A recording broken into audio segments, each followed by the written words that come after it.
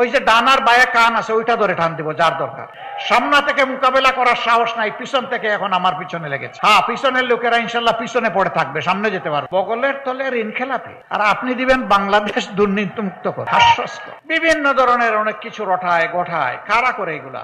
যখন দেখে চতুর্দিকে অন্ধকার, তখন দিনকেও রাত মনে করে দিশাহারা হয়ে যায়। কি করবে কি বলবে হিসাব খুঁজে পায় না। কিন্তু মনে রাখবেন, এ দিয়ে জনগণের ভালোবাসার জোয়ার ঠেকানো যাবে না।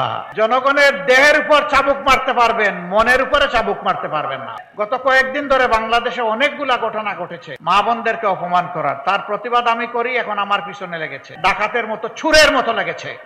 সামনে থেকে মোকাবেলা করার সাহস নাই, পিছন থেকে এখন আমার পিছনে লেগেছে। হ্যাঁ, পিছনের লোকেরা ইনশাল্লাহ পিছনে পড়ে থাকবে, সামনে যেতে পারবে না ইনশাল্লাহ। ওরা পিছনে থেকে জাবর কাটবে, সামনে সিংহে পুরুষের মতো যাওয়ার সাহস ওদের নাই।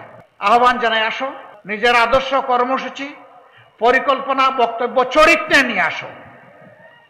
বলবা আমাদের দল, আমাদের শাসকই পারবে, আমাদের সরকারই পারবে একটা দুর্নীতিমুক্ত বাংলাদেশ দিতে। অবশ্যই এইভাবে বলেন নাই, কেউ কেউ বলেছেন টুটি চেপে ধরতে। বগলের তলে ঋণ খেলাপি, আর আপনি দিবেন বাংলাদেশ দুর্নীতিমুক্ত করে। হাস্যস্কর। পেছায়ও আসবে এই কথা শুনে। শরীফ ওসমান বিন হাদি, তার হত্যাকারীর জন্য কোনো মায়া নাই, দয়া নাই, ছাড় নাই। এদের সহযোদ্ধাদের বিচার তো হতে হবে, এটা তো ন্যায্যতার দাবি। তবে কারো উপর অবিচার করা হবে না ইনশাআল্লাহ। কোনো পাইকারি জরিমানা নাই, ন্যায় অন্যায় সবকিছুকে গুলায় ফেলার কোনো কর্মসূচি আমাদের নাই। তারপরে আমরা কথা দিচ্ছি, মানুষ তো ভুল করতেই পারে।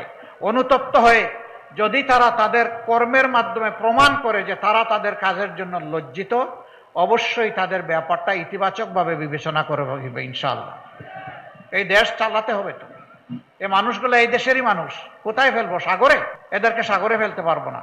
আর এত মানুষকে জায়গা দেওয়ার মতো জেল বাংলাদেশে নাই। সবার লাগবে না, লেজ ধরে পা ধরে টানাটানি না করে কান ধরে টান দিলেই হয়ে যাবে ইনশাআল্লাহ। আমরা লেজ আর পা ধরবো না, আমরা মাথার ওই যে ডানার বায়ে কান আছে ওইটা ধরে টান দিব যার দরকার, যাতে একজনের শাস্তি দেখে 1000 জন শুদ্ধ হয়ে যায়, পরিশুদ্ধ হয়ে যায়। এই কক্সবাজার, এটা এখন পর্যন্ত কেন হংকং হতে পারলো না? কেন এটা সাংহাই হতে পারলো না?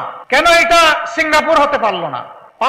অসৎ দুর্নীতিবাজ লুটেরা ব্যাংক ডাকাতদের কারণে পারে নাই। ওরা জনগণ নিয়ে চিন্তা করে না। দারুণ দরদ ওদের, নিজেই পড়ে আছে বাংলাদেশে, আর সব 14 গোষ্ঠী পাঠায় দিছে বিদেশে। এরাই আমাদের দেশকে লুটে ফুটে শেষ করে দিয়েছে। কক্সবাজার এটা অপার সম্ভাবনার একটা পর্যটন এরিয়া, কিন্তু না, সেভাবে বিকশিত করা যায়নি। এখানে অনেক অনিরাপত্তা আছে, সোশ্যাল ক্রাইম আছে। কেন এটাকে ক্লিন জোন করা গেল না? ওই দুষ্টদের কারণেই করা যায়নি। মতলববাজ যারা জনগণের অনুমতি বিক্রি করে ফেরি করেছে, খেয়েছে, ওরাই আমাদের এইটাকে আগাতে দেয়নি। সব জায়গায় শিক্ষাই হচ্ছে জাতির মেরুদণ্ড। এই জায়গার মানুষের প্রাণের দাবি এখানে একটা পাবলিক বিশ্ববিদ্যালয়। আমরা আপনাদেরকে না, আপনারা বোধহয় চান না, তো আওয়াজ যে খুব হালকা দেখলাম। আপনারা চান? আচ্ছা, যদি চান দোয়া করেন। শুধু বিশ্ববিদ্যালয় মানে দোকান খোলা না, সার্টিফিকেট তৈরির ফ্যাক্টরি না। আমরা সেই শিক্ষা ব্যবস্থা গড়ে তুলতে চাই যেই শিক্ষা মানুষকে মানুষ বানাবে, আবার একই সাথে দেশ গড়ার কারিগর বানাবে। আমরা কোনো একাডেমিক জাস্ট থিওরিটিক্যাল এডুকেশনে বিশ্বাসী নই। আমরা মোরাল এবং প্রফেশনাল এডুকেশন আমাদের সন্তানদের হাতে তুলে দেবো ইনশাআল্লাহ। কোনো গরিবের সন্তান ওই শিক্ষা থেকে বাদ পড়বে না। ওই শিশুর দায়িত্ব সরকারের। কারণ আমরা রাজার ছেলে রাজা হোক, এই রাজনীতির আমরা বিরোধী। যার যোগ্যতা আছে সেই এই দেশের সেবক হোক, ওইটাই আমরা দেখতে চাই। আমরা আল্লাহর কাছে দোয়া করি, আমার একজন রিক্সা চালক শ্রমিক ভাইয়ের মেধাবী সন্তান আগামীতে বিকশিত হয়ে সে যেন বাংলাদেশের প্রধানমন্ত্রী হতে পারে। আমরা ওই দেশটা করতে চাই। ওই দেশটা আমরা দেখতে চাই যেই দেশে ইনসাফ কায়েম হওয়ার মানে হচ্ছে একজন সাধারণ মানুষ অপরাধ করলে তার যে শাস্তি হবে, দেশের প্রেসিডেন্ট প্রধানমন্ত্রী যদি একই অপরাধ করেন তাদেরকে আইন ছাড় দিয়ে কথা বলবে না। আমরা সেই বাংলাদেশটা করতে চাই।